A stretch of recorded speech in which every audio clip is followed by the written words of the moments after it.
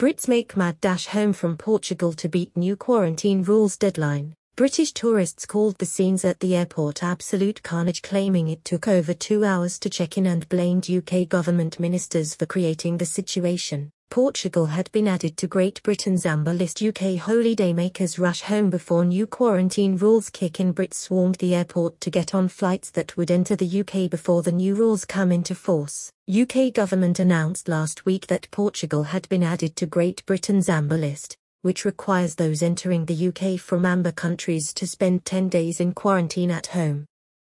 Prior to that change, Portugal had been on the green list, which does not require Brits to quarantine upon their return from Portugal. Huge lines formed at Portugal's Faro airport over the weekend, as British tourists rushed home from their Portuguese vacations before UK's new mandatory quarantine rules set in for those returning from the country. British holidaymakers swarmed the airport to get on flights that would enter the UK before the new rules come into force at 4 a.m. on Tuesday, June 8. Photos posted to social media over the past few days showed Faro Airport, the main airport for Portugal's Algarve area, which has previously been listed as Brits' favourite European tourist destination, packed with crowds and huge queues. Tourists reported the total chaos as thousands of Brits tried to obtain the required COVID-19 tests before departure, with some people still checking in just minutes before their flights were scheduled to leave. According to reports, 10,000 Brits tried to leave Portugal from Faro Airport on Saturday alone. The UK government also added several countries to its red list on Thursday,